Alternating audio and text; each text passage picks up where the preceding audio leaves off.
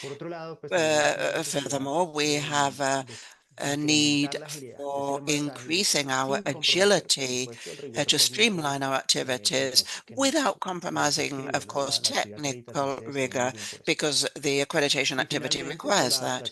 And finally, adaptation to new technologies. Every day we see that there are new technologies that are emerging and that are very useful for our organizations. And this is very closely linked to the expectations of our clients, our users. So what are the accreditation bodies doing with regard to this as a whole? And also with this type of challenge that I've mentioned in this context, how can we, based on digital transformation and automation, how can we help to address these challenges? First of all, of course, and this is the main benefit of automation, we can eliminate repetitive tasks. And why would we want to do this? In order to focus on activities that generate more value.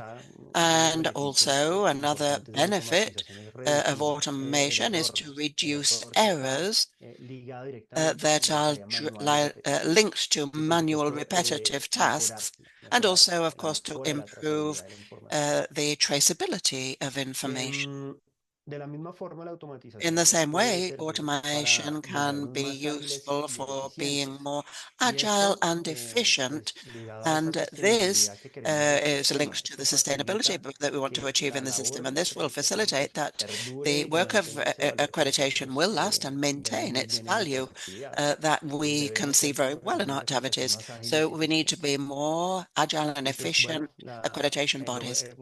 And we want to achieve greater transparency and trust in accreditation. And we can do this by automating these tasks. And this will demonstrate to the stakeholders that things are being done based on specific rules and that all of the information is there. So one clarification is that we all know that some activities in the accreditation process cannot be automated. We need to continue to do them, that is, human beings need to do them, but others have potential for automation, particularly the manual and repetitive tasks. That's what we want to focus on. And here there's a phrase by Satya Nadella, who is the CEO of Microsoft, and he says that automation doesn't replace jobs, it replaces tasks and frees people to do more meaningful work. Now then, I'm going to talk about our experience, what we've seen as our first step towards automation, and in general for regard to these technologies, and it's a digital mindset. My colleague in the previous presentation spoke about the fundamental role of human beings. So I ratify that message, and that is a first step that's significant, and we need to mold our digital mindset in this step towards automation for any technological changes. And we need to understand the why. We always need to ask ourselves why before we automate.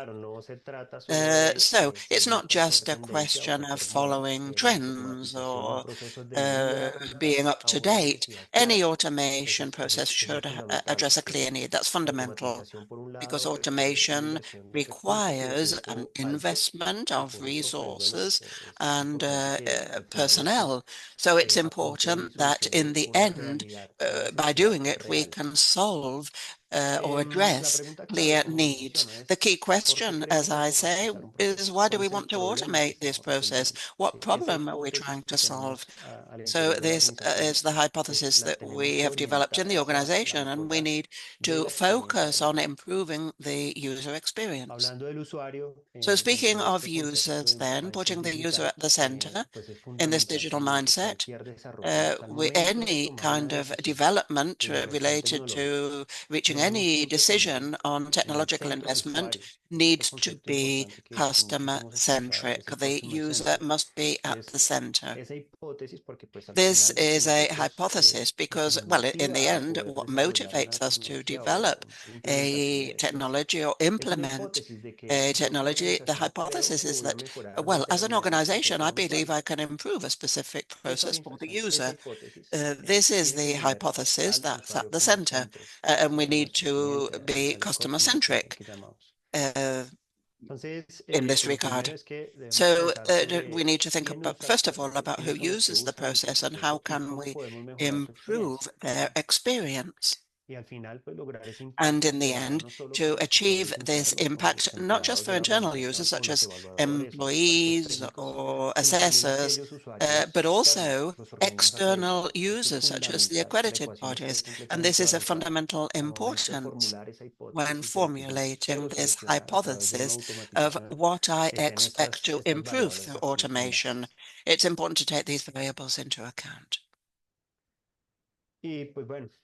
And, well, as I was saying, what provides us with impetus to move forward towards this kind of technology is a hypothesis. And I will expect that with this automation, I will improve the experience of a user, of a person, of a member of an accreditation body or conformity assessment body. So how can I use these technologies? I need to take into account certain elements in order to develop a continuous improvement process. I need to validate that hypothesis, of course. So when I implement small automation changes, I need to measure impact, and I need to learn based on how the users are reacting to confirm my hypothesis and see if I'm improving users' lives. Otherwise, we would have to change in order to adapt and adjust quickly. So automation is a repetitive process. It's not a one-time event. So as such, it's not just in one single moment. It's a continuous improvement process. It's a process that we need to repeat activities based on user experience. And as our name says, and as Veronica said also, automation is linked to optimization is linked to automation. First of all, we need to optimize and then automate. This is logical, and we need to avoid automating inefficient processes, because if I do that, what I'm going to find in the end as a result will be that waste, delays, the same thing, the same inefficient process as a manual process. So I need to identify waste and eliminate unnecessary steps in this process or this activity that I want to automate. And in the end, it's a question of optimizing workflows before digitizing or before developing this line. And here's a phrase as well, a very well-known one by Bill Gates: never automate something you don't understand well. That's important to take into account. Here are some criteria for effective automation. These are criteria that we have observed and that are fundamental when prioritizing, because for those who want to take their first steps in automation, the first thing you're going to find is a list, quite a long list, in fact, of potential activities for automation. And there, the decision will be, where do I start? So these criteria can be useful. So first of all, this activity that I have to automate needs to be very predictable. So a high level of predictability, and that would be easier to direct the instructions in order to carry out this automation, and also to have, of course, a significant manual workload. This is a fundamental importance. I would prioritize those that are manual above those that aren't so manual. Also, limited exceptions. Also, I need to have clear rules for automation. Unlike with artificial intelligence, I need to have a logical sequence of instructions. So the fewer exceptions there are to this process that I'm going to automate, the better it will. So when prioritizing as well, it's fundamental to determine the number of transactions this is going to have an impact on. So the higher the volume, the more important this automation will be. More significant. Also that take into account susceptibility to errors and rework, because if it's an activity that includes a lot of errors that need to be corrected, and these are continually, then it's a candidate for automation. Also clearly defined rules and certain steps that are also well defined. This is important because automation works based on a flow chart where there are certain clear rules and steps that need to be followed. And finally, the information, the data need to be structured. If in my organization the data aren't structured, I don't have a structured model, well, that's an initial step that I need to take. I need to organize my information and structure it well, and then start with automation processes. Otherwise, it'd be very difficult. And well, finally, I have here some possible potential activities for automation in the accreditation bodies. In some of them, in ONAC, we've been able to develop automation processes. With others, we're still in that process. So the first activity, possible activity in the accreditation processes would be the invoicing of services. These have great potential as processes for becoming automated. Evaluation notifications too. This is a process that used to be manual or continues to be manual in many situations, but this makes it more efficient and will provide us with extra time for other activities. Reception and delivery of evaluation documentation. This is a potential activity that has good potential for automation. And data analysis and operational monitoring. I'm sure that many of you will understand this need as well, because at the end of the day, we're an organization that provides services and has to control operations based on times, responsibilities, calendars, terms, etc. So this process can be automated, and it provides a great deal of assistance. Chatbots for customer service as well. This, well, there will be certain questions or consultations that can be automated about the accreditation process or what body is accredited, etc. This type of question or common questions that where the answers can be automated. The process of evaluation report review. This, in our case, this is a process that generates a great deal of manual review and a lot of investment of resources. So this is a potential activity for automation. And of course, here we would need to have some different technologies such as artificial intelligence.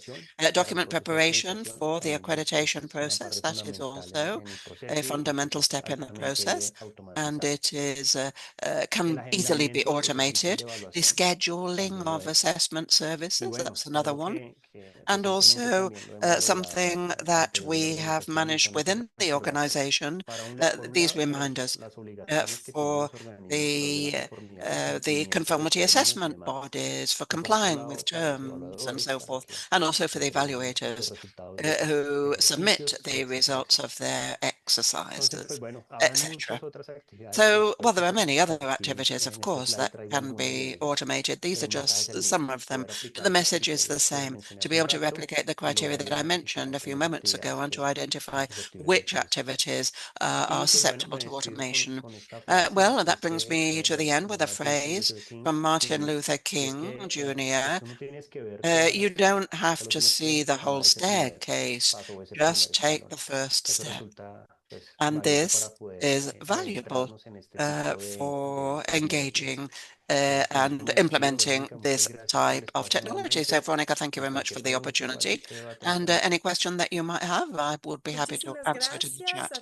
Thank you very much, Diego Rodriguez, for your explanation, your experience on this topic. And I hope, I consider that it was very interesting. We're going to continue as well. We have with us Paolo Bertolini. He is the representative of the Brazilian Association of Conformity Assessment and director of APSER Brazil. And he will be talking about the establishment of international collaboration networks for the exchange of digital best practices. Please go ahead, Paolo. Thank you. Just a minute.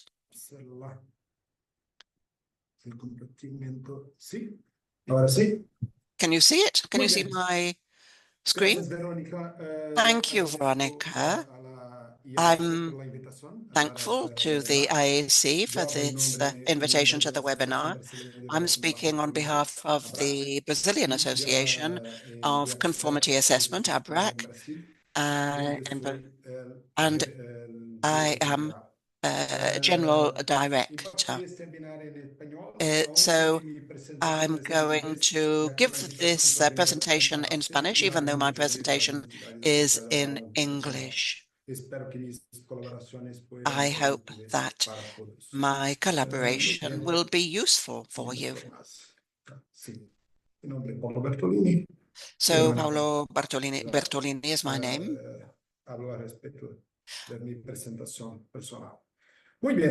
So, well, the topic of my presentation is the establishment of evaluation frameworks and the exchange of good practices in digitization.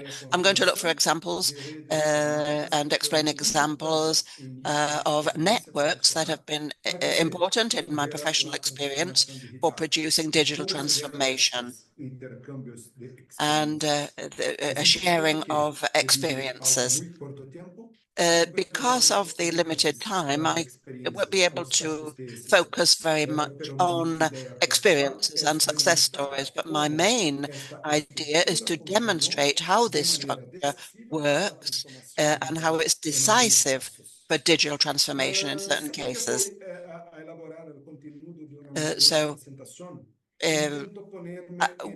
I always try to place myself in the role of the user or the listener and think about what are the main points that I would like to transmit. Some points that come to mind are how the networks can act when we're speaking about conformity assessment. So I'm going to share my information. Standardization of processes and the repetition of these processes in the same conditions will result in greater success. Standardization as well will produce reliable results, and trust is a tangible aspect. When we speak and write and present the results that we've achieved, it's important to share these best practices and open up paths for dissemination and sharing.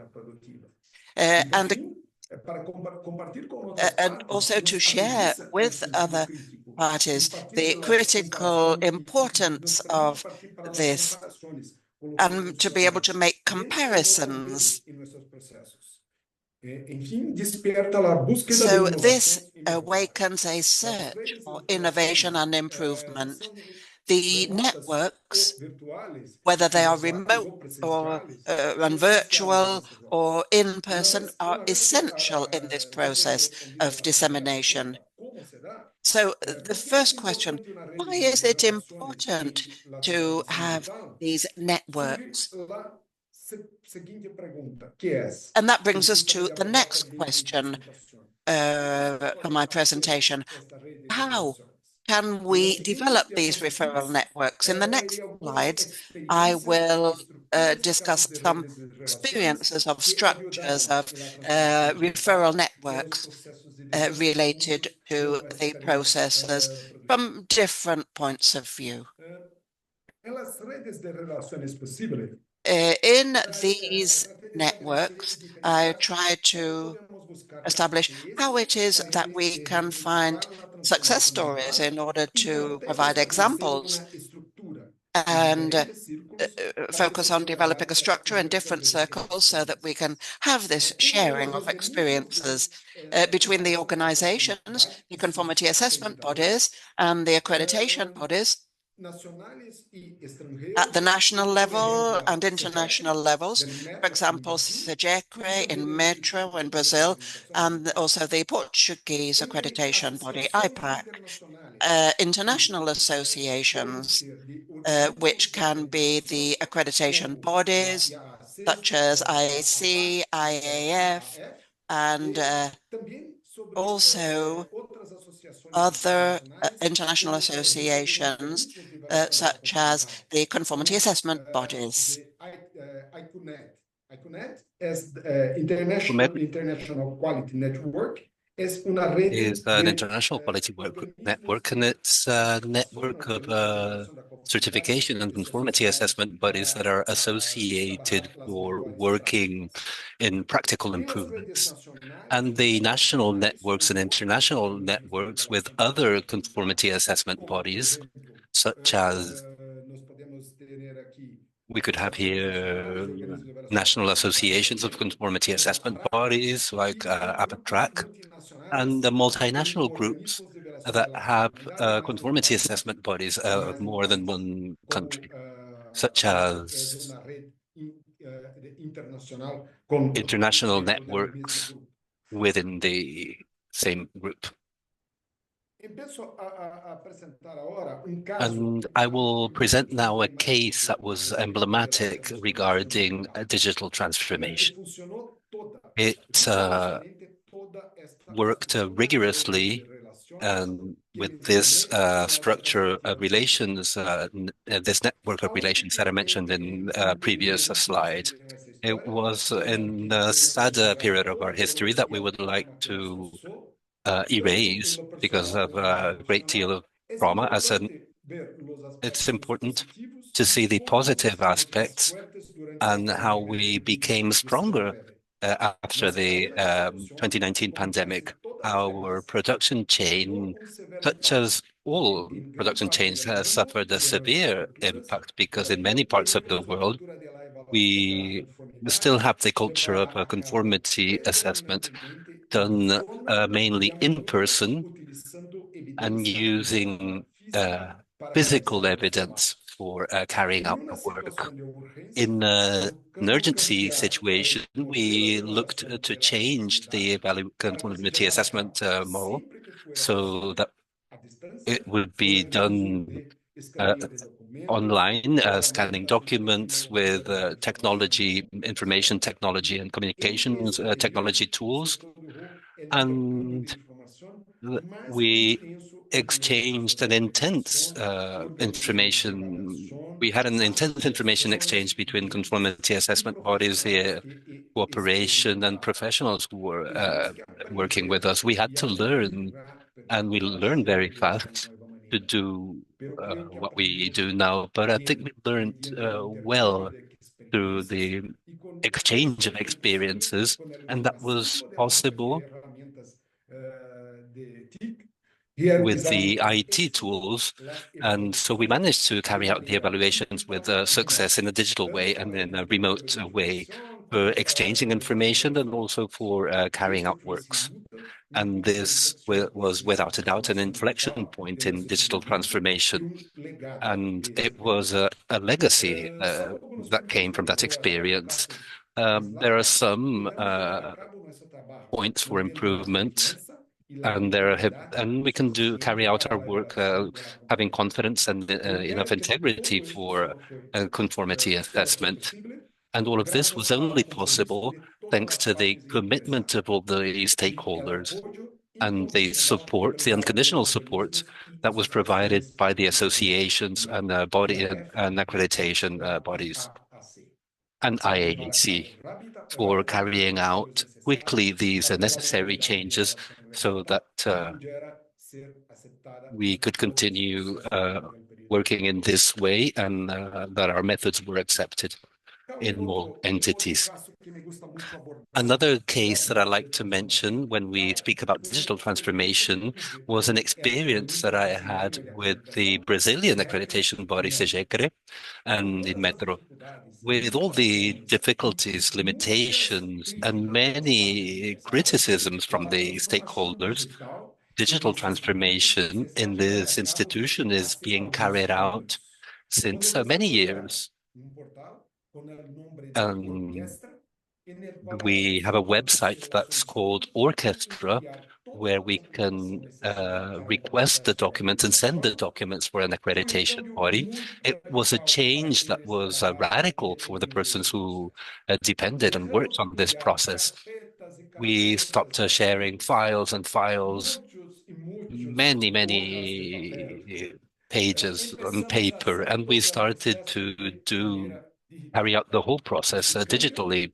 This change also caused an internal change in the conformity assessment bodies. And with the need of submitting the documents electronically, many also changed their internal processes. And as a result, they started converting their management system and evaluation system from a physical way of doing it to an electronic way. And once more, the relations network worked for digital transformation.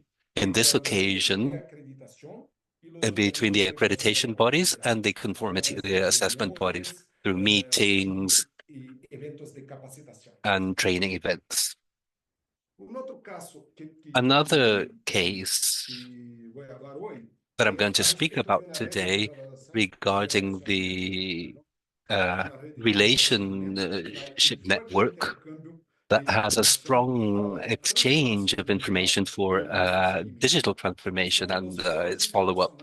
It's the international forums and accreditation bodies. And here I would like to highlight the role of IAAC. A few years ago, IAAC allowed the stakeholder committee they strengthened it and they started having a more active role with a higher number of participants that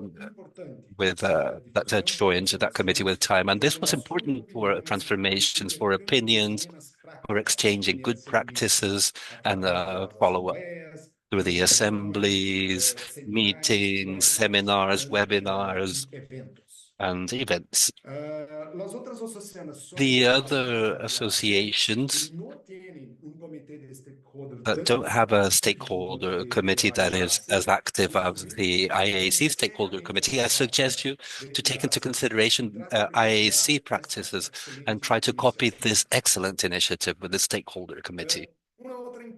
Another important network of relationships that have opportunities for improvement, especially in digitalization and standardization of processes and dissemination of good practices, are the Association of Conformity Assessment Bodies. And I will give you the example and the history of IQNet.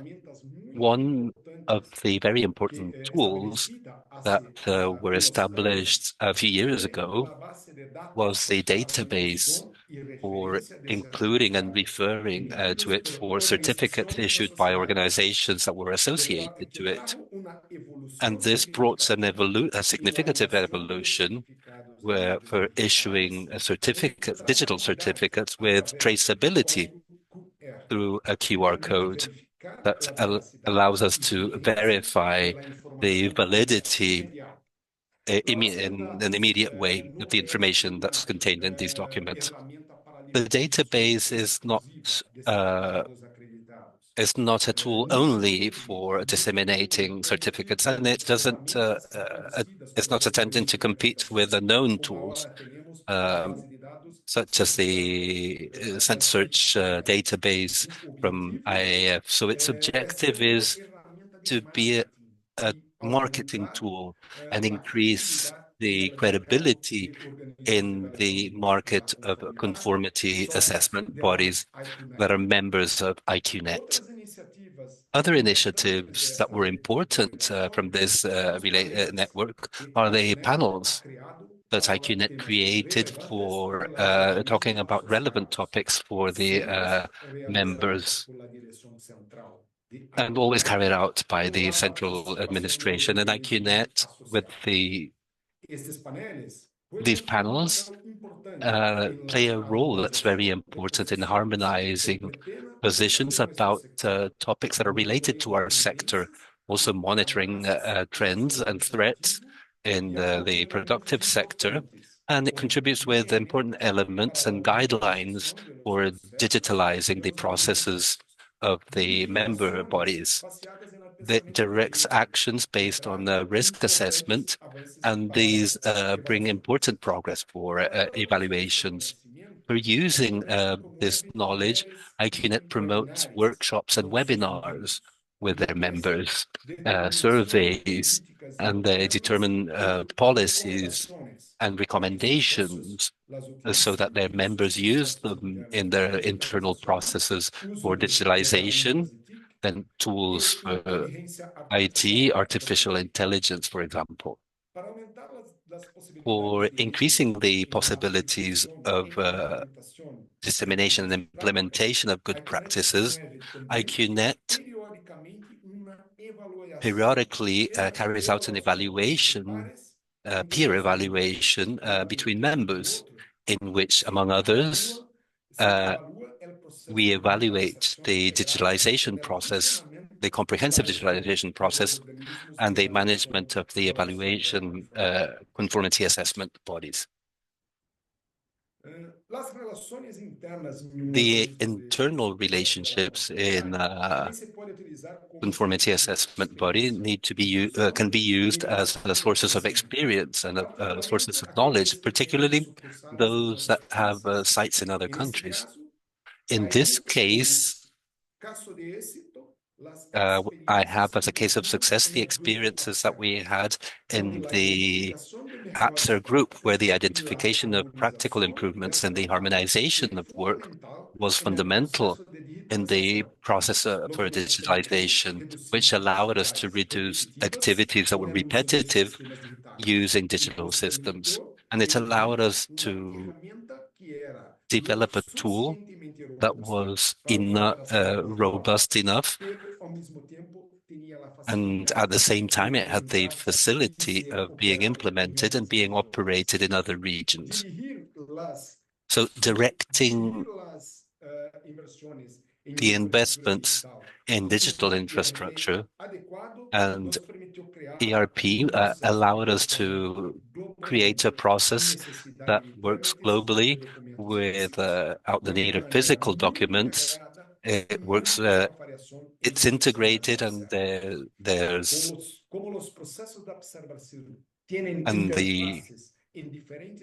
processes have interfaces in different locations and audits that are carried out here, and the decision could be made in another country, in Portugal, for example. Digitalization allowed us to share the information with all the parties involved, and And we can do everything without printing a piece of paper. In almost all processes, the only paper that we use in AppStare is, and it's only when the client asks for it, is the certificate. And even so, I repeat, we're digital transformation.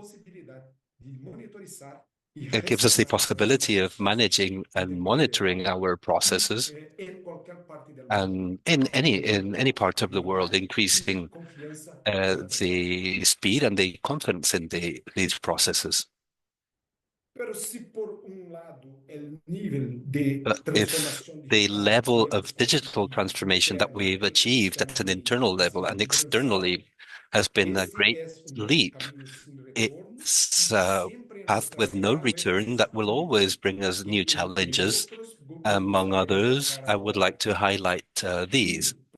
One, to try to ensure for all stakeholders the verifiable certification and the existence of the products and services that have been evaluated, reducing the risk for final consumers. For example, a consumer could go to a store to buy a tire for their car, and using a QR code, they could identify if that product has been certified according to the local programs for conformity assessment.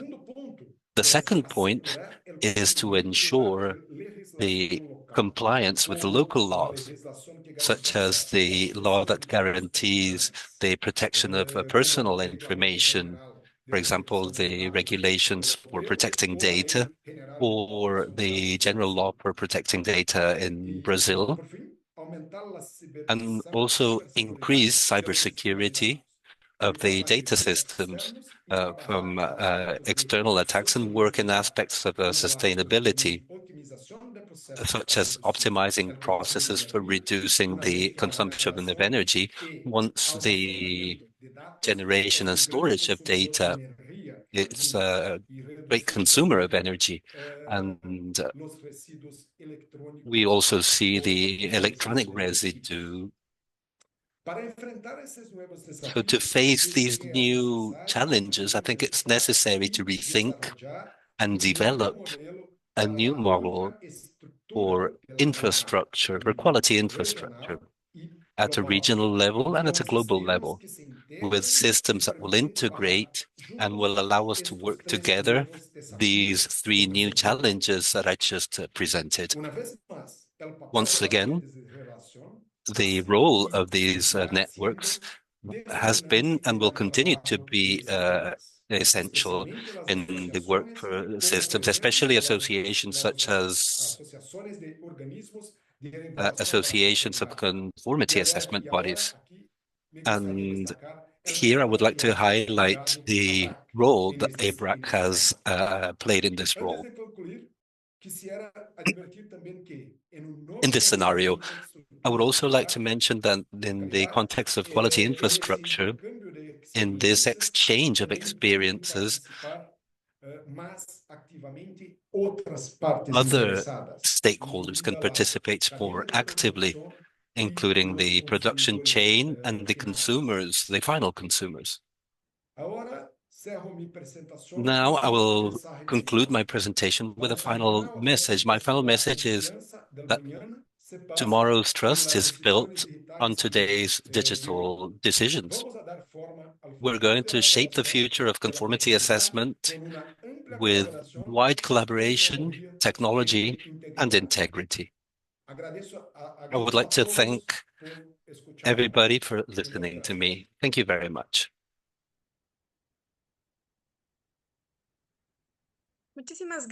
Thank you very much for your intervention, Paulo Bertolini. Very interesting information on how to establish these collaboration networks at an international level, which is the most important element to continue to make progress.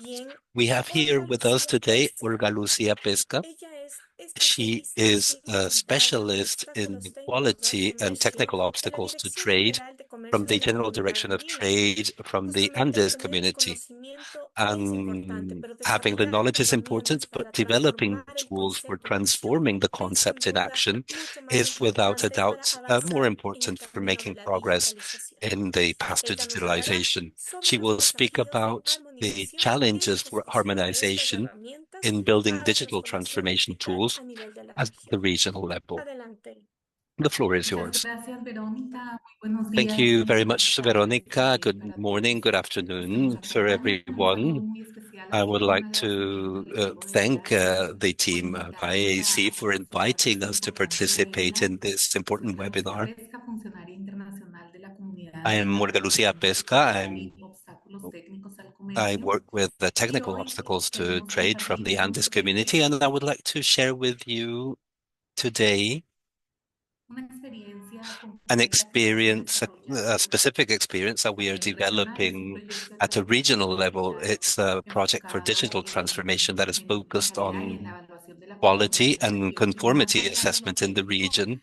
esta That experiencia nos ha and revelado this varias experience has características sobre revealed los desafíos y many oportunidades que lessons estamos about challenges and transitando en opportunities for nuestras harmonizing comunidades como digitally our región. capabilities as a Primero region. presentaré rápidamente First, I la will escena present a conceptual de context of nuestro the proyecto Andes digital, community and the work that we el do eje from central there. de la I'm obra, going que son los to, desafíos, and y then the luego main algunas topic is the oportunidades futuras que hemos challenges, and then identificado the hasta el future momento. opportunities that we have Entonces, identified up to now. desafíos de armonización So en el the desarrollo de harmonization herramientas challenges de transformación for digital building en el tools for territorio. digital La transformation comunidad andina at a está regional level, conformada the por Andes Bolivia, community, Colombia, Andean Ecuador y community, Perú, is así formed como by por los Colombia, órganos y Ecuador, instituciones del Peru, and sistema de Bolivia, and coordinación also entre los the cuales se bodies of the encuentra la institutions of the secretarial, que Andean actúa system, where como we su have órgano ejecutivo the y General cuerpo Secretariat, representativo. which is its executive La body, comunidad and andina it's tiene un located in Lima, antecedente Peru. legal The sólido Andean y se community is identifica a solid institucionalmente. Está international creado mediante association. el It's Acuerdo de created Cartagena through desde the Cartagena Agreement since 1969. Este acuerdo 1969. fija los objetivos And de la this agreement mediación, determines the establece el sistema objectives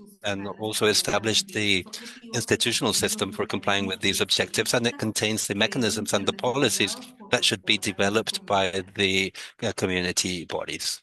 Entre sus objetivos está el promover Among el its desarrollo equilibrado objectives, y armónico de los it países is to miembros promote en the condiciones balance de and equidad harmonious y de development of the democracia member para states progresar under económico y conditions of social, equity through integration acelerar and su economic and crecimiento y la social generación de cooperation to empleo, accelerate their facilitar growth su and job creation participación and en el facilitate proceso their de integración participation regional con in the miras a la regional formación integration gradual process de un with a mercado view to the comunitario gradual formation of unitario. a Latin America, a common Latin Para el American logro de estos objetivos market, se or a common establece market in Latin como America. uno de los For these mecanismos objectives, para it's lograr la one of the mechanisms for integración, la achieving the armonización. integration and the Esta harmonization. armonización se This harmonization materializa is en diversos materialized in different instrumentos como instruments as directivas, guidelines, resoluciones, statements, decisions, y resolutions resoluciones que pueden tener that en can la mayoría de las be, ocasiones un carácter in most obligatorio, cases, carácter mandatory supranacional. and Entonces, an pues la international capacidad dimension. So de it's the integración cuando capability that llega has este this tipo de integration mechanism armonizaciones. when they La generate this comunidad type of andina tiene un harmonization. The consejo Andean institucional community gubernamental has que está conformado por el Consejo government Presidencial del Pleno, structure that is que integran formed los by the presidentes de los presidential países miembros, council. quienes emiten It is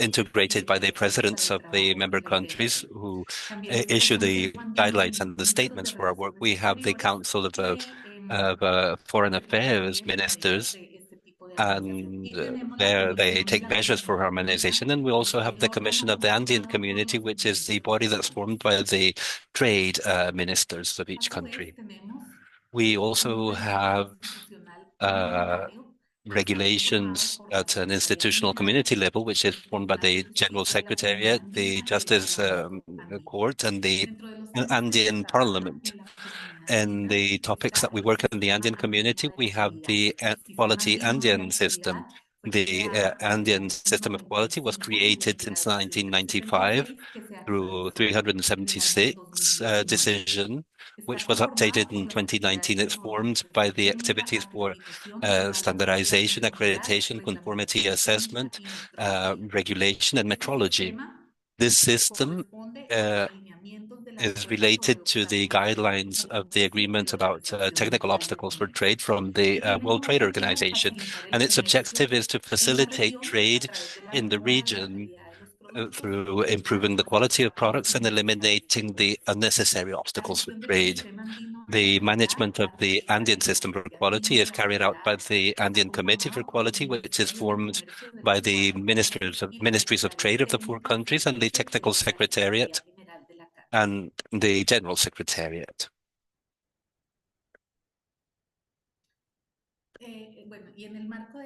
And in the context of this system, specifically about the topic that of this webinar, we have the accreditation and the network where we work on the topics related to strengthening the accreditation activities in our community. This network is a working mechanism that is permanent, that is a part of the Andean Quality Committee and is composed of the national accreditation bodies of each of the member countries of the Andean community. It has regulations that are mandatory, that are established in 2116 resolution, and its purpose is to strengthen the national accreditation bodies of the member countries so that the results of conformity assessment issued by the OECs accredited are accepted at both the Andean sub-region and the at an international level, thus facilitating intra-community trade and trade with third countries. This Andean Network for Accreditation also has within its mandates to propose the harmonization of criteria for exchanges between evaluators and technical experts in areas for accreditations that are required for member countries. This harmonization for this exchange seeks to use the capabilities that we have in the four countries so that any of the four countries of the Andean community that will require these services can have access to them. Also, in the context of the network, we had the resolution number 1885 in 26, which establishes the requirements of assessors and technical experts. At that point in time, it was only for test laboratories and calibration laboratories that were offering their services in the four countries. However, now we are finalizing the process of updating this resolution, including many more schemes and covering almost most schemes that bodies have that are internationally acknowledged. This also has as one of the main mandates to register the Andean Registry of Assessor and Technical Experts and those professionals who meet the requirements established in the Resolution 1885. So here we are speaking about harmonization for the exchange of evaluators and the registry, the Andean registry, and another mandate is to update that registry, the Andean registry of technical experts, and use it. So this takes us to think we need to use digital transformation tools so that the bodies, the entities, the academia, and the companies that require this information can access to that information efficiently. So in addition to this, each member country through its national accreditation body shall maintain an up-to-date list of conformity assessment bodies with their respective accreditation scopes on, and the assessor and technical experts who meet these requirements shall be included in this registry. So this was being done manually and with email communication, but we found the need of making that leap to digital transformation. And this is when the information was updated about the requirements for the expert evaluations in 2023. So the four countries under the leadership of the Andean community started to think about this project, and we had a tool for this area, and that was our starting point. But why quality and digital transformation? Because we have a regional international process where processes are each time more interrelated. Decisions need to be made quickly, and the markets need confidence, and the information needs to be available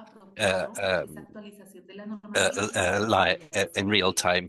So the objective of the project was to visibilize the offer of services for conformity assessment in real time of the Andean community, to have interoperability, which facilitates the communication between the information systems, and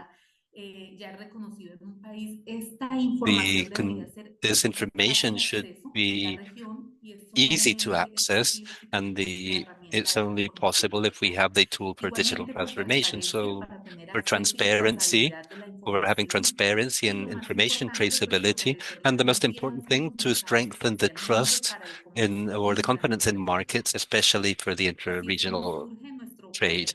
This is how our first project for digital transformation was created in our system, from our community. And it's the project that is called Andean search engines. First, to have the search engine for searching for accreditation, conformity assessment bodies, and also the search engine of evaluators and the technical experts of the national accreditation bodies. So this is carried out with resources from the IDB, and the consultancy process is done by PTB Ecuador. Which are the challenges that we have found in this harmonization process? First, the challenges that arose from the moment we started with the project, and it was to be clear that each country has their own tools, their own systems, their platforms, and regulations that are different. And on the second place, we we didn't find the same levels of digitalizations in the different countries. So there could be resistance to change because there would be a fear of losing technical autonomy. And this would require time, coordination, technical and political coordination, because in the context of any initiative that is done in the Andean community, this requires an approval from the ministers of foreign affairs and trade ministers, and based on the legal framework of the Andean community.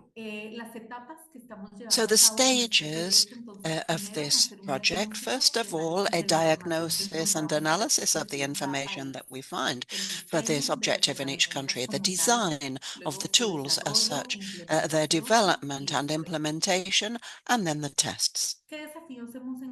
So what challenges have we found during each of these stages? First of all, diagnosis and analysis. One big challenge would be, or was, to achieve standardization of data, requiring the integration of information of the different national bodies, as I mentioned, each with their own structure and format for their data, and interoperability to guarantee that the system can communicate efficiently with the databases of the accreditation bodies, considering the different connection protocols.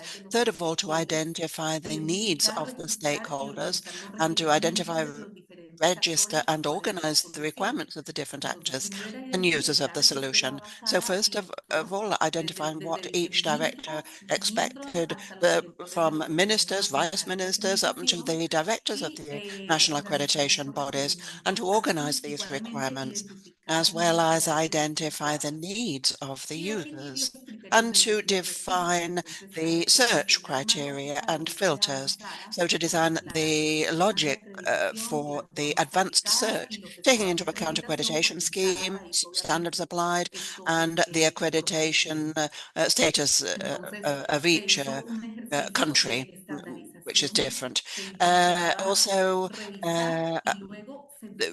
revising the analysis and sitting down with the bodies to determine what the fields were where we could agree on the information for the search engine. And it wasn't just the harmonized field, because very often it was a question of changing the acronyms, for example, and as was mentioned before, related to the accreditation schemes, that they all have their different schemes. So it was necessary to harmonize all of this information.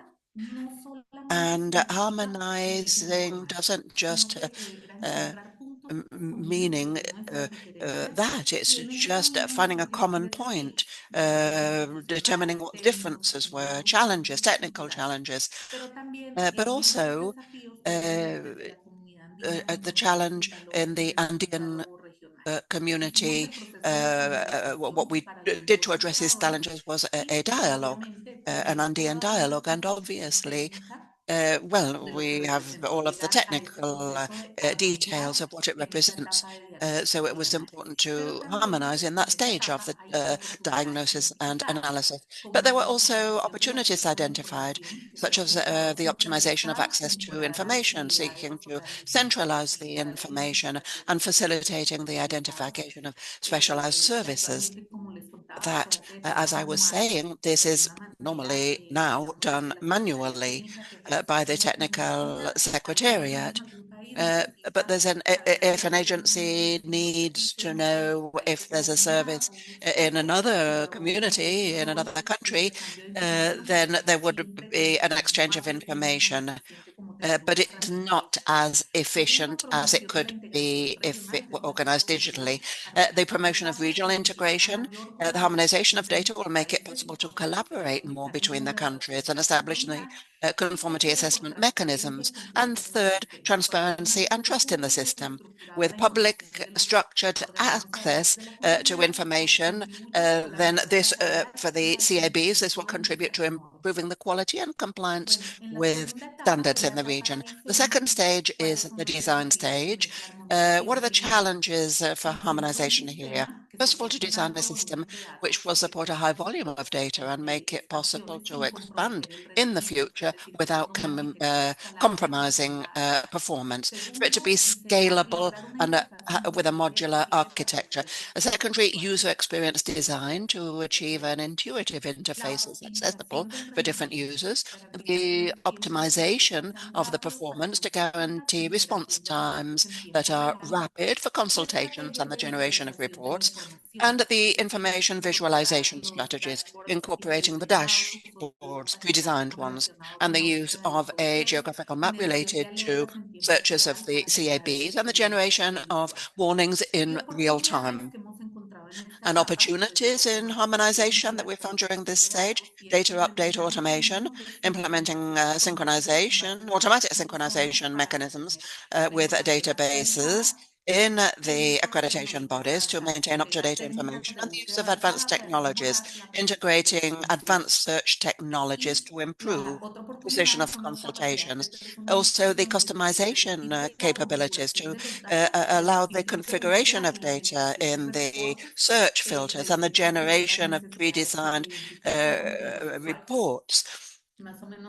And this this image summarizes what we have been achieving with our search engines, anti-in search engines, with different systems, technology, the availability of information, for this to be at the service of the public and efficiently. Challenges in the development stage, the management of multiple data sources.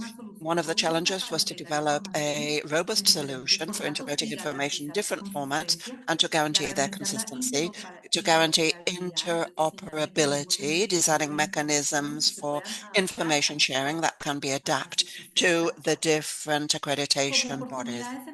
And opportunities in this stage: ease of maintenance and scalability. A well-designed architecture will allow future improvements without large structural modifications. Data standardization and normalization to define uniform formats to guarantee that the information is homogeneous, and agile and modular development to implement agile methodologies to make it possible to optimize delivery times and adjust the system depending on the feedback that we receive from the user. And in the fourth stage, the implementation stage, which is the one we're starting, we started last month, we are achieving the final integration with this, a coordination with the national accreditation bodies to adjust all of the sharing mechanisms of each country, also the training of users and administrators, providing information about system use and data management, and ensure stability in the initial phase, preventing possible failures and minimizing downtime. opportunities in harmonization during this implementation stage to improve system adoption by the conformity assessment bodies and end users. So a well-planned display will favor ease of use. And also the testing stage. Here in this harmonization process, we have the validation of data quality and accuracy, making sure that the information on the search engine is precise and timely, and opportunities, continuous system optimization. During this phase, we make adjustments to guarantee an optimum user experience, also making it possible to get feedback from real users, direct feedback from the stakeholders, to focus on usability and functionality, and real-time interoperability testing to validate integration with the systems of the ABs to guarantee a reliable flow. And lessons learned and best practices so far. First of all, the importance of having a shared vision at the beginning of the project, because all the 4 countries need to have the same vision in order to progress with flexibility, taking into account the differences that exist. Joint work among technical experts from all the countries. This is one of the most valuable lessons that we learned, and this has been based on collaborative work, developing these systems together. And in this case, the results are much more sound. And there's been very good leadership from the technicians of all of the countries that are advancing this process. Periodic validations, multiple meetings, stage reviews, looking over many different documents. And we've had stages where sometimes the meetings have been every week or even more frequently.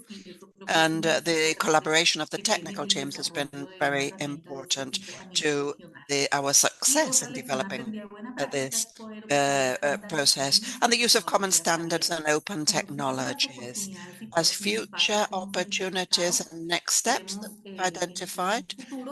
In the future, we want to expand the search tools to include additional services or sectors, integrate these tools with international networks, and build capacity among regional stakeholders for their effective use. Digital transformation isn't just a technological matter, it's an opportunity to transform the way we collaborate as a region. Because at its core, harmonization is about building bridges, which is a way of fostering trust. Thank you very much. That brings me to the end of my presentation.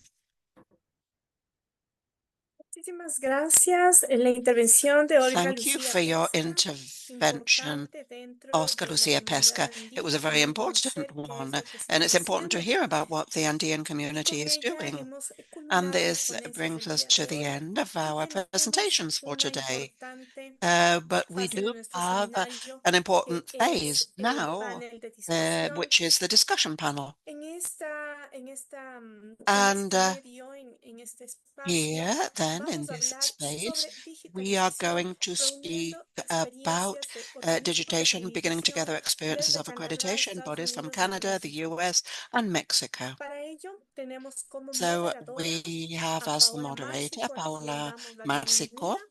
I'd like Ella to es welcome you, presidenta del Paola. Comité She de is Acuerdos the Multilaterales de la Cooperación CMLA Committee Interamericana de Chair, Acreditación, quien va and a guiar she las preguntas para will nuestros guide the ponentes, que questions son for our Juan Guillermo speakers. Hernández, Juan Guillermo subcoordinador de Hernandez, laboratorios de la sub-coordinator Entidad of Mexicana de laboratories of the Acreditación. Mexican Damos accreditation nuevamente body. We'd la like bienvenida a to Jennifer welcome again Danielson, que ya Jennifer estuvo como Danielson, ponente y ahora nos who va a was colaborar a speaker, en and now este she's going espacio. to collaborate Como also les había in the mencionado, panel. ella es gerente de And sistemas de she calidad is en the programas de Quality Systems acreditación del Manager for Colegio de Médicos accreditation programs of Cirujanos de the Columbia Doctors and Británica. Surgeons También está con Association nosotros of British Alex Columbia. And Lesniaria, also we have perdón, Alex Lesniara, Lesniara, líder de aplicaciones Lesniara, principales lead de la core organización applications, Accreditation Canada accreditation, Diagnostics. Canada Y también Diagnostics. And doy la bienvenida also, a I'd like Karthik to welcome Iswar, Karthik que es Iswar, representante del a Servicio Internacional representative de of the Acreditación International Accreditation IAS en sus Service, siglas desde Estados IAS, Unidos. in the Doy US. paso, por favor, a Paola, So, Paula, quien please go va a ahead. moderar este She will panel de discusión. moderate Por favor, this adelante. discussion panel. Go ahead, Paula.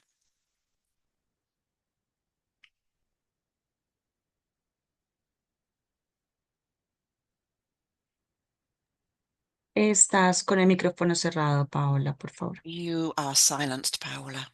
Muy bien, buenos días, Good buenas morning, tardes, buenas everyone. noches. Good Un afternoon, placer good evening. It's a poder estar aquí pleasure con todos to be ustedes, here with all of you tratando de today, en este momento, trying después de to, ya más de hora after 40, the aquí hour and conectados, 40 escuchando minutes or so connected, interesantes hearing ponencias de nuestros very colegas. interesting presentations from our Vamos a tratar colleagues. de poner un Now poquito de we're dinámica y going hacer alguna to charla, alguna intercambio de organize información an con exchange fluidez. of information, a more fluid Como me exchange of presentó muy information. bien And Verónica, mi Veronica nombre es Paula introduced me. My name Márcico, is yo Paula represento Marsico. al I organismo argentino de represent the acreditación Argentinian y mi accreditation desempeño body. dentro de And IAAC como in the presidenta del comité IAC, I am the MLA. chair of the MLA committee. Dentro del grupo MLA And hemos in the estado MLA group, desarrollando we have y con been apoyo de developing, PTB with un support from the montón de PTB, acciones a lot of referente a different lo que es actions transformación related digital to digital y transformation.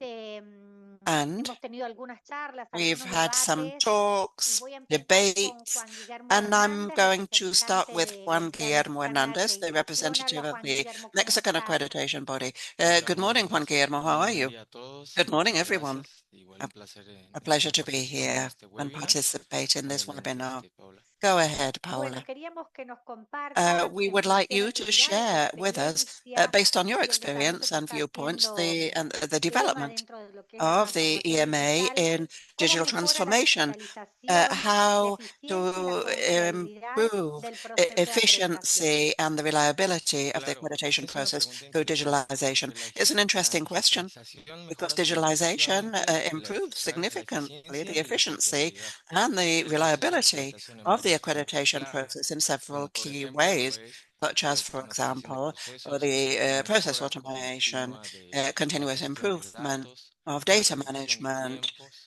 time mayor confiabilidad reductions, y seguridad, greater así reliability and como acceso security, remoto y as well as colaboración, remote y también access and collaboration, escalabilidad and also de la scalability digitalización y cómo related se va a to the gestionar esto. digitization and how this Tomo will un be poco de managed. tiempo para poder So I'd explicar, like to por take ejemplo, a few la moments to automatización de los explain procesos, the en el process cual pues antes automation, how this los occurs, pasos eran because manuales, many of the steps por used to ejemplo, be la manual recepción de ones, for documentos example, físicos, la receiving revisión physical por papel documents, y la reviewing impresión.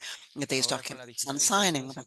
Now automatizan with flujos de trabajo como la digitalization, there are restitución de esta workflows información, for así como receiving la the revisión y information la as aprobación well de as ciertos reviewing it and documentos. Como approving certain resultado, ¿qué es lo que se documents. obtiene? As a Pues result of menos this, errores well, humanos, menos fewer tiempo perdido human y más errors, the eficiencia less operativa. time wasted, and more Bueno, operational muchas gracias. efficiency. Y en Thank función de you. este punto y con una And mirada a lo related que es to that estas point, and plataformas with a view digitales, to digital ¿cuáles consideras que son platforms, los what do you principales riesgos consider are the main relacionados risks con related ciberseguridad to asociados a estos cybersecurity cambios de lo associated que es with las these plataformas de changes acreditación digital?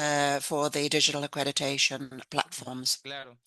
Bueno, las plataformas de Well, acreditación, the aunque digital son muy accreditation eficientes, platforms, también even though they're enfrentan very riesgos efficient, de also ciberseguridad. face Hay certain que tener cybersecurity negociados risks para that we garantizar la need to confiabilidad, map la well to guarantee confidencialidad, la reliability, integridad y la disponibilidad de confidentiality, datos. integrity, and the Algunos riesgos son availability of accesos data. no Some risks autorizados, are con non-authorized con la access vulnerabilidad de los and softwares, vulnerability of como the son los software phishing o such suplementación as de phishing identidad, or the fuga de supplementation of datos, identity, errores de configuración data y leaks and finalmente errors in falta de configuration, trazabilidad o and finally a verificación. lack of traceability of Bueno, en función de este logbooks. sentido, entonces te vamos Based a on pedir que that, nos we would compartas like cuáles to son, en ask you función de to tu share, experiencia y de tu based on mirada, your las mejores experience and your prácticas que view pueden point, adoptar los what are the organismos de best practices acreditación that can para be proteger estos adopted by datos the accreditation sensibles bodies y to protect garantizar una these operación digital sensitive data and segura. guarantee the safe digital operation? Claro que sí. Bueno. First of all, to protect sensitive data and keep digital operations safe, what is important is to determine the credibility of each accreditation body. One of these practices would be management of identification access, used basically not just with a password, but also a verification by application by message. Also to assign roles and or permits that each user so that each user doesn't have access, but that it's based on their responsibilities and functions, the main functions of each organization.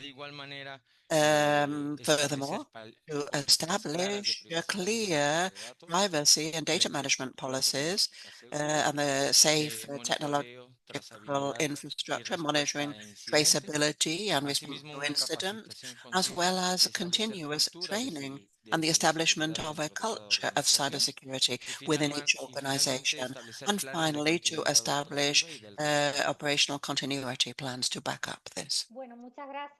Thank you very much, Juan Guillermo, for your contribution and for sharing your experience, which is always very beneficial to all of us.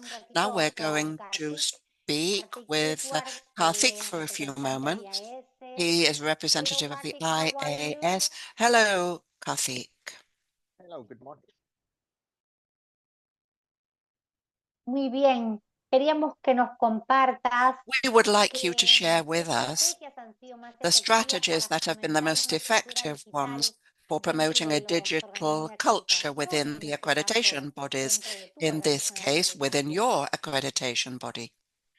Thank you for the question. And I think this is a very high level question that we address based on strategies that have worked within my organization within IAS. And first and foremost, I would say buy-in and support from top management is extremely important. They give us guidance and direction on how we need to enhance our digital footprint and enhance our offerings to our customers, which runs into the second point as well. We as accreditation bodies focus a lot on compliance and quality and ISO Casco standards. We do have to have focus on what our customer needs are as well. As an accreditation body that is very diverse in our offerings, we have individuals who still operate fax systems to contact us versus people who are still doing, AIs and everything else. So that range is very, very critical for us to be aware of when we are developing systems. Staff empowerment and training is important. You can develop a whole set of digital great techniques. However, if your staff is not trained adequately, given the confidence to use such systems, you gotta make sure that these are addressed appropriately as well. And finally, continuous evaluation and adaptations. Technology is not stagnant. 5 years ago, we weren't even talking about AI. Now everything for us, including all our ILAC IAF meetings, is revolving around AI discussions, right? So we have to adapt and we have to keep up with the technology trend as accreditation body, even though for a lot of us, that's not our primary focus or charter of our existence, but it is a very important tool for us. Bueno, diste en el clavo.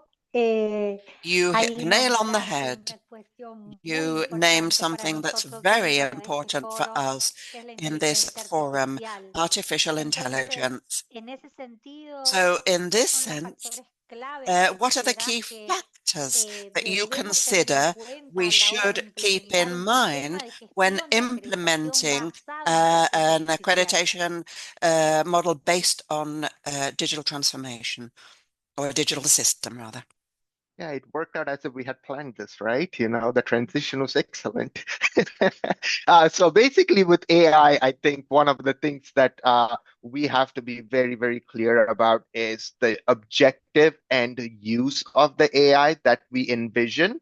What are we trying to solve? And I think Diego mentioned this. Are we trying to reduce the manual workload? Is it about predicting how a conformity assessment body would be ready based on their documents submitted? We have to be careful in how we are envisioning and developing the systems.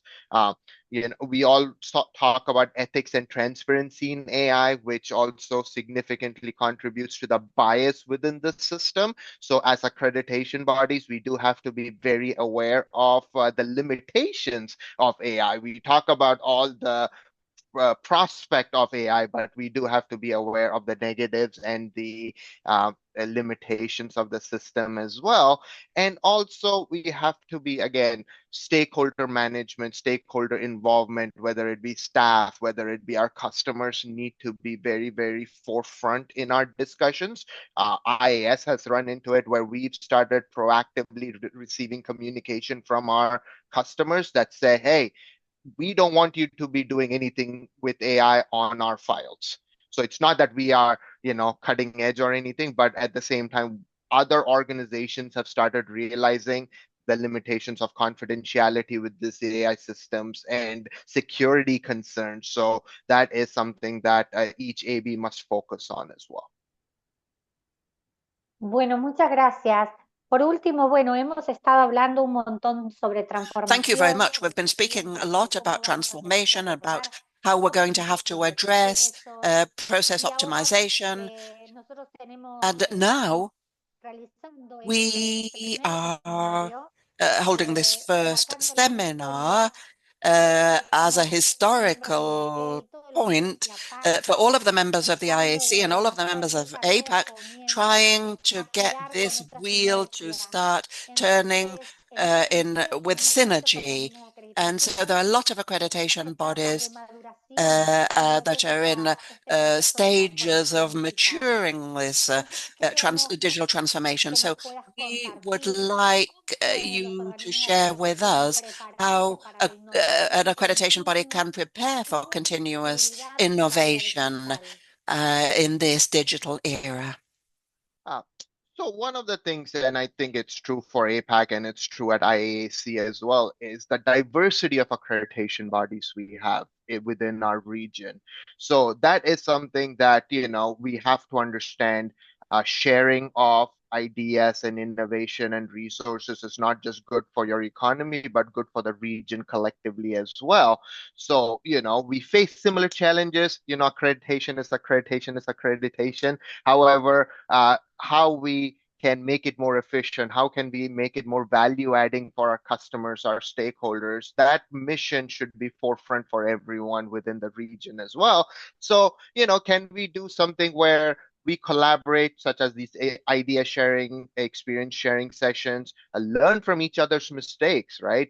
Some of these mistakes can be very expensive and very costly. So what can we do to assist, the developing ABs and all the other organizations that have interest, that have this in their vision, but the resources may be an issue. So I think collaborating and sharing of resources is a very good start within the region. Capacity building is always good. If you need test cases for some of the AI technology, you may have limited access, but others may have additional cases that they can run and you can improve your systems. But in general, I would say international collaboration helps you move faster. It will innovate safer. You can, others may have ideas that you have completely missed about. And of course, it raises the bar for the region and thus globally, right? Other regions will start looking at us of saying, okay, how do we get to where IAC, APAC is at? And then, collectively, the conformity assessment and accreditation space will improve. Bueno, muchas gracias, Kartik. Quédate por aquí. Thank you very much, Karthik. I'm sure we're going to have a round of questions and answers later on, but I'm going to try to speak with Alex Lesniara, who is the representative of core applications. So we're going to address these issues from a different viewpoint. Good morning, Alex. How are you? Good morning. Thank you for having me. It's a pleasure being here, and I'm really impressed with all the presentations. Thank you, everyone. Yes, so as I've been thinking to the great presentations, Paolo's digitalization success, and Jennifer mentioned the importance of training, and Diego, the continuous automation. We do have an example. Like, I'm representing a software engineering perspective. I'm a software engineer, have been for many years, and we implement the solutions to streamline, to facilitate the accreditation process. So one of the most impactful uh, changes we made, we rolled out a digital version of accreditation checklist. It used to be paper and used to be very well established, but it had many pain points. We found that the assessors, as we call them, who go out to the facilities, they were able to understand and embrace the new process very quickly. So I believe that also Diego mentioned Bill Gates' quote that don't automate something that you don't understand. And starting with something that we really understood really well, that the checklist, the one that primary tool of the assessors, and translating and improving it made a big difference. They were able to understand it, they were able to implement it, and with minimal training. So the question was also, I remember asking the lead, how is the training? And they said, well, even the older, younger, everybody just transcended that, and they were able to just learn and implement it without much training on our part, which was great. At the same time, it improved the efficiency because before we would print it, scan it, send it, shred it, and so the quality was improved and speed. So at the end of the day, I think digital tools helped shift the focus from paperwork to people, or in general, from manual processes to people. And in that sense, the assessors were able to interact. The interaction with the clients was improved by far because they had all the information at their fingertips. They were able to read the documents that were submitted to them, and they were able to see previous comments, non-conformances, etc., etc. So yeah, it was a big improvement in efficiency, I think. So yeah, and what we did. So we automated the whole process and we improved it, and we also allowed them to have dashboards and way to see the results really quickly. Overall, I think there was a very successful project, one of many, but it just demonstrates how you can do this effectively. Thanks. Bueno, nos contaste sobre la eficiencia en la You told us about the digitalización, efficiency of el impacto digitalization, en el proceso de about the impact on accreditación, the pero process of también cuáles rituales accreditation, podemos the utilizar digital tools that we can internamente en la use organización as para accreditation mejorar esa bodies to improve participación, para mejorar the nuestros procesos. participation and many processes. Entonces quisiéramos And consultarte we would like to ask qué you papel what juegan los role certificados virtuales, play la the virtual verificación mediante un certificates código with the QR, verification through a y QR si esto code, consideras que and if that aumenta la you confianza en lo think que es la increases accreditation. confidence in accreditation. I think so. I think that when, especially listening about this, I was IQNet. Then the idea of having a quick way to check whether the certificate is valid, real, if you will, might be a very good idea. I don't believe we're doing that right now. We just release the certificates to the client, and they can print them, or we print them, and they can post them in their facilities. But adding a digital kind of aspect to the physical part might be a very, very good idea. Something I might take away to suggest. Bueno, muy bien. Y consideramos, Very well. quisiéramos consultarte cuál es tu We mirada y would tu like to ask enfoque you sobre about la your inteligencia perspective and artificial en estas approach about tecnologías. artificial intelligence in these processes too. Yeah, so we are it's early stages for artificial intelligence for all of us, I suppose. It's another transformative technology. We started with internet. We've seen how that turned out. We needed this, and we built on top of that smartphones that we can't live without right now, most of us. And then AI is just not natural progression. So we have to just make sure that we align our values, right? Our workflows and trust expectations to make sure that we do it right. And I believe the AI will be slightly different in the future, just much like the internet is a bit different now than when it started. And the smartphone is obviously like a little microcomputer in your pocket nowadays. So yeah, we just have to be. I truly believe that AI will improve many aspects by freeing people to do their jobs and to do free them to connect with others better. So, thank you. Bueno, muchas gracias, Alex. Thank you por very esta, much, Alex, for this, for your perspective, your different perspectives, desde otra and from another experience. ahora And llamar a Jennifer I'm going to call Jennifer Danielson. Thank you for being here. Gracias por esperar, y Thank you por seguir for waiting and for being here with us. Estuviste hablando un You montón were speaking about the administrative load of all the processes, and we would like for you to tell us how automation can reduce this administrative load and at the same time guarantee the compliance with accreditation regulations. Thank you. Yeah, and thank you for the opportunity, the question, and thank you to those for staying online as well. I think Diego gave some great examples of how automation can specifically reduce administrative workload in terms of notifications and reminders and automated scheduling. And those are all, the same kind of opportunities that I think we're all looking at.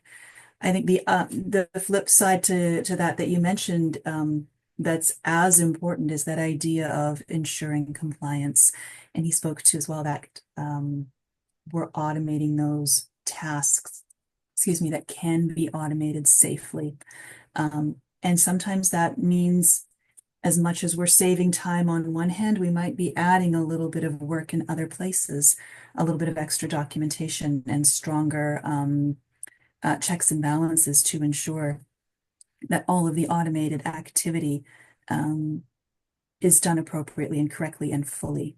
We get that opportunity to move the work from the administrative and sometimes logistical efforts to the highly technical and areas that people's further review is required, and sometimes that requires a little more work. So yeah, but I think by automating what we can, we free up that space, kind of as Alex alluded to with AI, we free up that space for people to really connect more deeply to the work.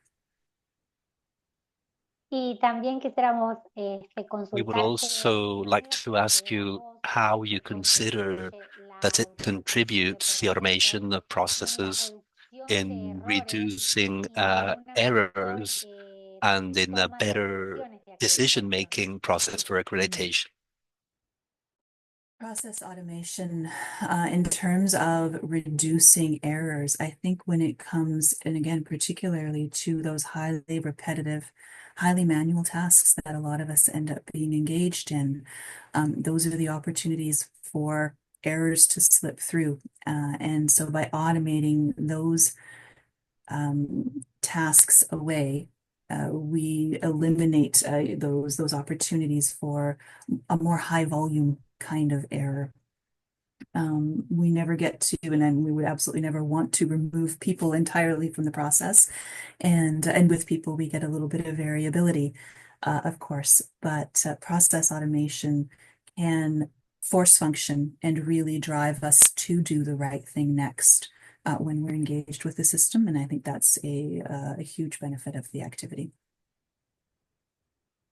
Muy bien. Y por último, And ¿cuáles son as tus a last point, recomendaciones y de qué which are manera your recommendations un and organismo de how do acreditación you debe consider prepararse that an para la nueva accreditation body should prepare condición itself for y la, continuous y innovation la adaptabilidad and for de the la era digital? adaptability in the digital era? How we prepare for continuous improvement in this age of technology. I think it is on awareness events like this. If I could wrap up with a bit of a bit of a kudos to everybody who put this together. I truly think it's events like this, the collaboration that we talked about, and the ability to collaborate now across the world and learn from everybody else, that prepares each of us individually for what we might want to do next, and what we might want to do next in concert with our colleagues, to continue and ensure that we're all working towards the same goals. So I think that is absolutely the best thing we can be doing right now. Bueno, muchísimas gracias, Jennifer, Thank you Alex, very much, Karthik y Juan Jennifer, Alex, Guillermo, and Karthik and Juan por Guillermo tus respuestas for y your por haber answers puesto and for conocimiento de distintas letting miradas us know about different perspectives and approaches sobre un mismo horizonte, ¿no? about one Muchísimas same gracias. horizon. Entonces So thank you very le much. doy la palabra And a I will give the Verónica. floor to Cerramos este Veronica, panel. Entiendo que las and consultas están we will respondiendo en el chat. close this Si necesitas panel. And I understand that reconectarte, questions aquí are being estoy answered in the disponible. chat Muchas window, gracias and a I am todos. available if you need anything from me. Thank you very much, everybody. Muchísimas gracias a todos los Thank you very ponentes de este much to all panel. the presenters of this Interesante panel. It conocer was sus very interesting perspectivas, sus to know your diferentes enfoques perspectives, your en el different desarrollo de la approaches implementación y la regarding the digitalización en esta implementation of nueva era digitalization in this new y todo era este proceso de and this transformación process digital. of digital Agradecemos transformation. I would like to thank a nuestros expositores our del presenters de la primera fase de esta from the actividad, first phase of quienes this han respondido seminar, a las who preguntas have e answered inquietudes que to hemos the recibido a través concerns de and nuestro questions that módulo, we have por nuestras received respuestas. through the Está abierto Q&A para que window, ustedes and it's puedan, open so that you si tienen can alguna consulta, lo hagan ask a question if you have it, and we can por continue interno. answering at an Gracias a todos internal los level. presentes So I would like to que thank se everybody who conectaron para escuchar esto participated y sé que today or that todos logged into this meeting to listen to the absorbiendo toda la presentations. I know información that compartida por we los absorbed the participantes. information that was Estamos claros que shared la by the experts digitalización that were es invited, and crucial we're clear para la that mejora del digitalization is mantenimiento de crucial la for calidad improving en and muchos maintaining ámbitos. quality in several Trabajamos para areas. que esto We sea una work so realidad that this y is a estamos en buen reality, camino, and we are uniendo in a a good dos path, regiones con el joining two mismo regions objetivo, with a one entregar same los mejores objective, servicios de delivering the certificación y best evaluación de la objective, the best conformidad con accreditation herramientas services and digitales conformity que assessment aceleren este services with proceso. digital tools that will Recordarles accelerate this también process. que I would esta like to es thank la primera you sesión too y that tendremos una remind you segunda too that this sesión is the first también reuniendo a session, and we más will have a second expertos session with more experts de la región de Asia from Pacífico the region para que Asia continúen Pacific, so that they can compartiendo continue sus sharing experiencias, their así también como experiences, representantes and also de la representatives Cooperación from Interamericana de the Inter-American Acreditación Cooperation for que están Accreditation trabajando that are ya en working proyectos de in transformación projects digital. for digital Nuevamente, muchas transformation. gracias a Once todos again, los thank you very participantes much for y nos vemos en la participating, siguiente and we sesión will see you next que time, será en el 2 which will de mayo be on the 2nd y una May, referencia para and las personas que están a en reference for the el persons continente who americano. are En in su the horario American les voy a dar una continent. referencia del I horario will give you the de reference of Colombia y the Ecuador. time of Colombia and Por Ecuador la diferencia de hora because of the se different desarrollará el 1 time de mayo en horas de la noche a las 9 de times. la So noche. it Y will be para el done the resto 1st del May at del equipo 9 de ustedes p.m. and de for the rest of the digitalización continent, el 2 you de have mayo. the Muchas invitation gracias for por the asistir el 2nd día de May. hoy. Que Thank you very tengan much for un being lindo here día. with us today. Have a nice day.